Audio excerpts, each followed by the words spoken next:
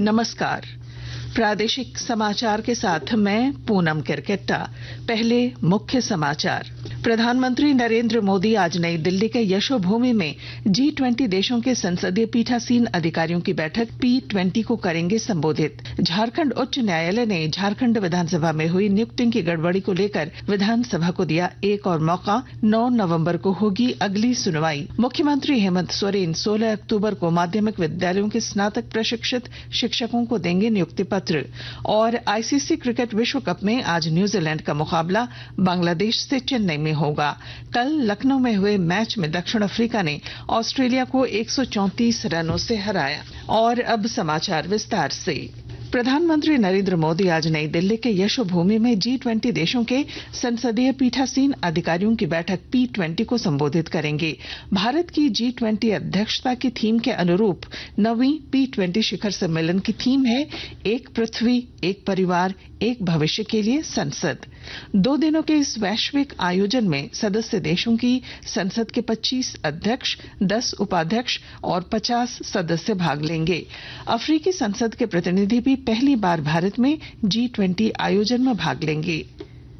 P20 सम्मेलन से पहले कल यशोभूमि में पर्यावरण अनुकूल जीवन शैली पर संसदीय फोरम की बैठक हुई।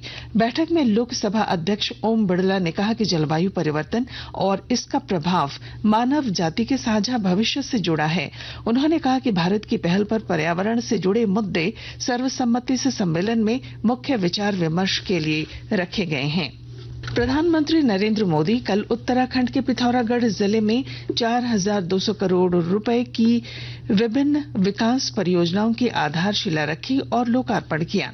प्रधानमंत्री ने जनसभा को संबोधित करते हुए कहा कि सीमावर्ती क्षेत्रों का विकास केंद्र सरकार की प्राथमिकता है। उन्होंने कहा कि केंद्र सरकार वाइब्रेंट विलेज योजना के अंतर्गत सीमावर्ती गांवों में विकास लाने के लिए निरंतर प्रयास कर रही है।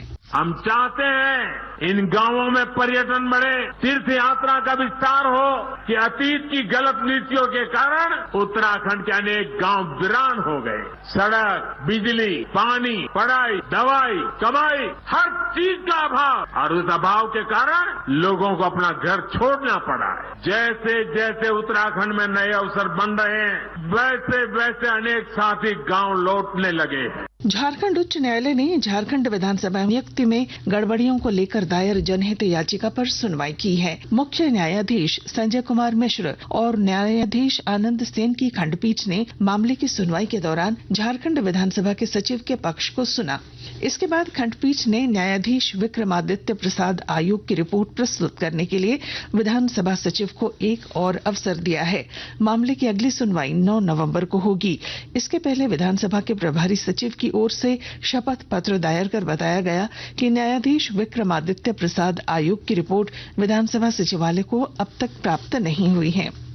झारखंड विधानसभा की पुस्तकालय विकास समिति के सभापति अपर्णा सेन गुप्ता की अध्यक्षता में देवघर परिसदन की बैठक का आयोजन किया गया। इसके अलावा बैठक के दौरान सभापति अपर्णा सेन गुप्ता ने कहा कि साधारण वर्ग के बच्चों को शिक्षा से जोड़ते हुए उनके विकास में योगदान देने के उद्देश्य से सरकार पंचायत स्तर से जिला स्तर तक पुस्तकालय उपलब्ध कराने का प्रयास कर रही है। उन्होंने पुस्तकालयों में मूलभूत सुविधाओं के अलावा बच्चों की आवश्यकता अनुसार किताबों की उपलब्धता सुनिश्चित करने की बात कही।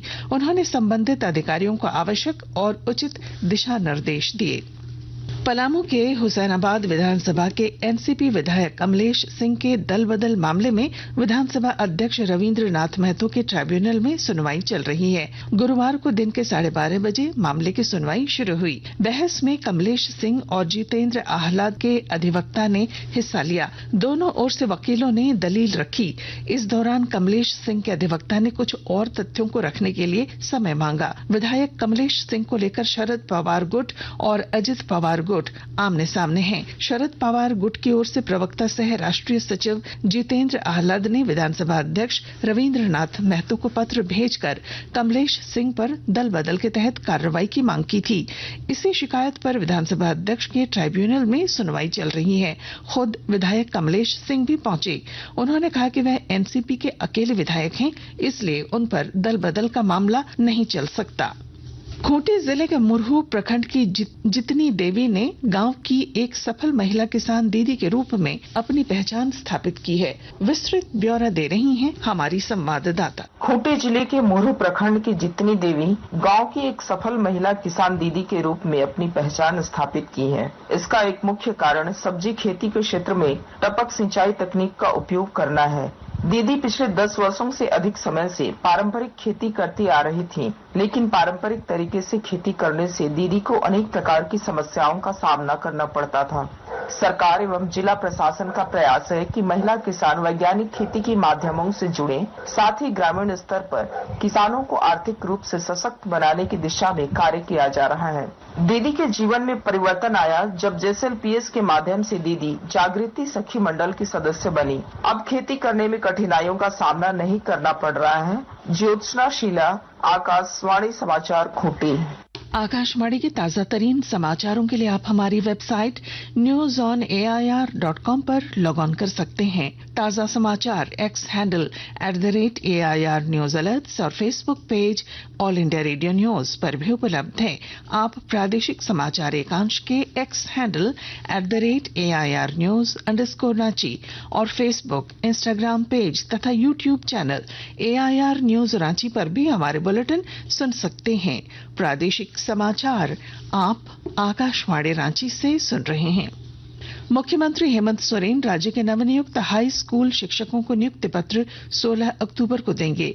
इसे लेकर तैयारियां जोरों से चल रही हैं। 2016 में निकाली गई हाई स्कूल शिक्षकों की नियुक्ति प्रक्रिया को लेकर सुप्रीम कोर्ट द्वारा आदेश के बाद राज्य में नियुक्ति प्रक्रिया तेजी से चल रही है। इसके तहत कई विषयों के करीब 827 नवनियुक्त हाई स्कूल शिक्षकों को सरकार नियुक्ति पत्र देंगे। इससे पहले मुख्यमंत्री हेमंत सोरेन ने राजधानी स्थित खेल गांव में 3469 शिक्षकों को नियुक्ति पत्र दिया है। राजधानी रांची के मोरहाबादी मैदान में कार्यक्रम का आयोजन किया जाएगा। इधर इस संबंध में राज्य के सभी जिला उपायुक्तों को पत्र लिखकर स्कूली शिक्षा एवं साक्षरता विभाग के सचिव के रवि कुमार ने आवश्यक कार्रवाई का आदेश दिया। बीती रात सियालदह नई दिल्ली राजधानी एक्सप्रेस में चली गोली के मामले में आरोपी आर्मी के रिटायर्ड जवान को कोडरमा जीआरपी ने आज गिरफ्तार कर लिया। गिरफ्तार कर उसे मेडिकल जांच के लिए सदर अस्पताल ले जाया गया है। नशे की हालत में सिख रेजिमेंट के रिटायर्ड आर्मी जवान हरपिंदर सिंह को कोडरमा स्टेशन पर आरपीएफ ने उतारा। 3rd AC कोच में गोली चली थी। रिटायर्ड आर्मी जवान के पास हावड़ा नई दिल्ली राजधानी एक्सप्रेस की ट्रेन की टिकट थी और वह नशे की हालत में सियालदह राजधानी एक्सप्रेस धनबाद स्टेशन से सवार हुआ था। गलत ट्रेन में सवार होने को लेकर रिटायर्ड जवान की TTE से बकझक हुई और इसी में उसने अपने लाइसेंस से रिवॉल्वर से गोली चला दी थी। ICC क्रिकेट विश्व कप में आज न्यूजीलैंड का मुकाबला बांग्लादेश से होगा। मैच चेन्नई के MA चिदम्बरम में दिन के 2 बजे से खेला जाएगा। कल लखनऊ में प्रतियोगिता के 10वें लीग मैच में दक्षिण अफ्रीका ने ऑस्ट्रेलिया को 134 रनों से हरा दिया। 312 रनों के लक्ष्य के जवाब में ऑस्ट्रेलिया की टीम 40 ओवर और 5 गेंदों में 177 रन ही बना सकी। दक्षिण अफ्रीका के लिए 106 गेंदों में 109 रन बनाने वाले क्विंस्टन डिकॉक को प्लेयर ऑफ द मैच घोषित किया गया। विश्व एथलेटिक्स ने नीरज चोपड़ा को 2023 के पुरुष एथलीट ऑफ द ईयर पुरस्कार के लिए नामांकित किया है। भाला फेंक खिलाड़ी नीरज चोपड़ा ओलंपिक और विश्व चैंपियनशिप के स्वर्ण पदक विजेता हैं। और अब अखबारों की सुर्खियां। रांची से प्रकाशित अधिकांश अखबारों ने खिलाड़ियों और प्रशिक्षकों को राज्य सरकार की ओर से सम्मान दिए जाने की खबर को प्रमुखता दी है। दैनिक भास्कर ने HEC के तीनों प्लांटों में काम ठप, कर्मियों ने 9 घंटे तक प्रोजेक्ट भवन का रास्ता रोका, इसे सुर्खी बनाई है। प्रभात खबर ने मुख्यमंत्री के उस बयान को प्रमुखता दी कि खेल पर ध्यान दें खिलाड़ी और अपने भविष्य की चिंता सरकार पर छोड़े। दैनिक जागरण की सुर्खी है, इजरायल ने कहा बंधकों की रिहाई तक नहीं हटेगी गाजा की नाकेबंदी। हिंदुस्तान ने सीएम को ईडी के समन पर हाईकोर्ट में सुनवाई आज की खबर को पहले पन्ने पर दी है। और रांची एक्सप्रेस ने बाटला हाउस एनकाउंटर के दोषी आरिज को नहीं होगी फांसी की खबर को पहले पन्ने पर स्थान दिया है। और अंत में मुख्य समाचार। प्रधानमंत्री नरेंद्र मोदी आज नई दिल्ली के यशोभूमि में G20 देशों के संसदीय पीठासीन अधिकारियों की बैठक P20 को करेंगे संबोधित। झारखंड उच्च न्यायालय ने झारखंड विधानसभा में हुई नियुक्तियों की गड़बड़ी को लेकर विधानसभा को दिया एक और मौका। 9 नवंबर को होगी अगली सुनवाई। मुख्यमंत्री हेमंत सोरेन 16 अक्टूबर को माध्यमिक विद्यालयों के स्नातक प्रशिक्षित शिक्षकों को देंगे नियुक्ति पत्र। और आईसीसी क्रिकेट विश्व कप में आज न्यूजीलैंड का मुकाबला बांग्लादेश से चेन्नई में होगा। कल लखनऊ में हुए मैच में दक्षिण अफ्रीका ने ऑस्ट्रेलिया को 134 रनों से हराया। और इसके साथ ही आकाशवाणी रांची से प्रादेशिक समाचार का ये बुलेटिन समाप्त हुआ। नमस्कार।